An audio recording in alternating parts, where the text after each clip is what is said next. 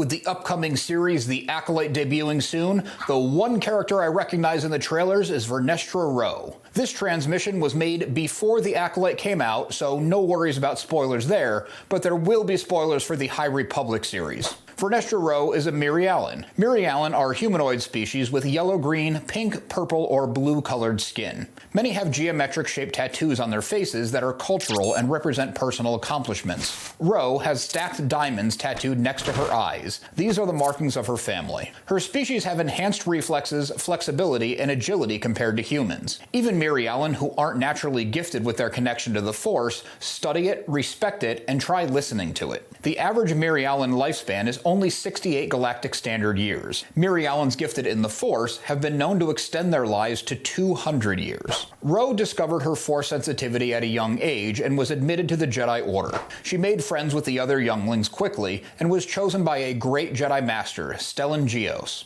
Rwoh's time as a Padawan was much shorter than most Jedi. She passed her trials and became a full-fledged Jedi Knight at just 16 years old. This made her the youngest Jedi Knight of her generation.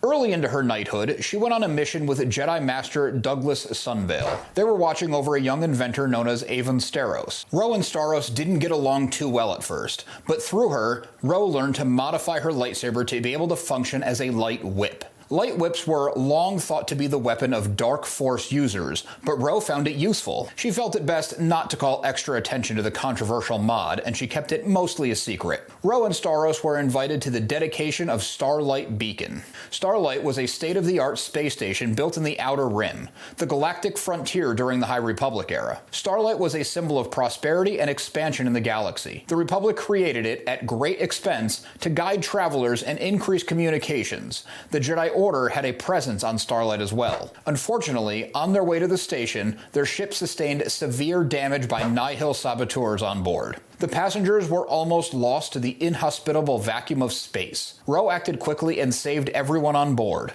The lives were saved, but the ship was lost.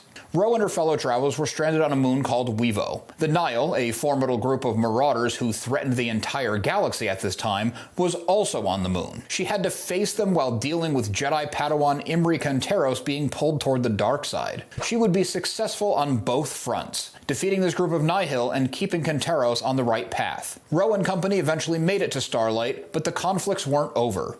A sentient plant species naturally steeped in the dark side of the Force, the Drengir, had infested Starlight. Rwoh once again rose to the challenge and helped the other Jedi defend the civilians on board. The Nihil's first attack on the universe was blowing up a passenger liner while it was in hyperspace. This caused debris traveling at the speed of light to create chaos and damage throughout the galaxy. It also led to the shutting down of hyperspace travel and caused mass fear. The Nihil became a persistent threat after this, but life had to find a new normal for citizens of the galaxy. The Nihil, excellent at sowing fear, next attacked the Republic Fair on Valo. The fair was meant to be a gathering of beings and dignitaries from all across the universe. The point was in being a unified republic. Rwoh once again rose to the occasion with many other Jedi and non-Jedi alike to take on the terrorists. She helped organize the Jedi defenses. She kept a level head and never lost sight of what it meant for her to be a Jedi as she counseled those around her. All of this despite her young age. The war with the Nihil waged on. Rwoh remained a key part. She was a warrior, tactician, and trusted with taking on her first Padawan, Imri Kantaros, the young boy that she helped when her ship was hit by the Nihil. He needed a new master. Rwoh had a lot of self-doubts since the two were so close in age and she was relatively new in her knighthood. She trusted in the Jedi Council and did her best. She ended up being a very strong mentor to Kantaros.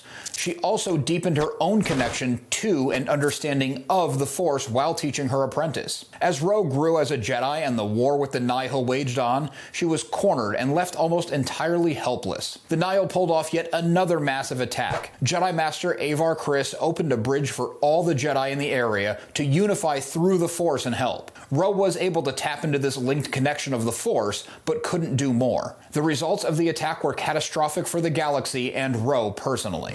She felt massive guilt. She redoubled her efforts on taking the fight to the Nihil along with the entire Jedi Order. Realizing their tactics weren't working, Rwoh felt the Order had lost its way. She decided to become a Wayseeker Jedi, something of an independent nomad that followed the will of the Force solely and not the Council or the Order. Rwoh's journey through the High Republic has been unique. We get to follow her from Padawan to Jedi Knight. In 132 BBY, she's elevated to Jedi Master. Rwoh was 116 years old at the time. In her later years, she became less interested in travel and adventure and more concerned with being attuned to the Force.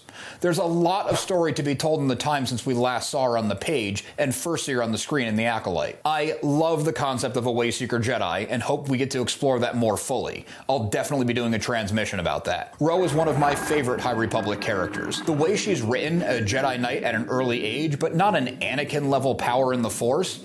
I understand her to be something of a prodigy, but through work and dedication and limiting distractions, not in being born to it. I'm looking forward to seeing her in live action, as she's one of the few High Republic characters who would still be around 100 years between the publishing initiative and the series. I'm also really pumped to see a lightwhip in action. More than see it in action, I want to hear what that sounds like. Check out this transmission next for more Star Wars character coverage.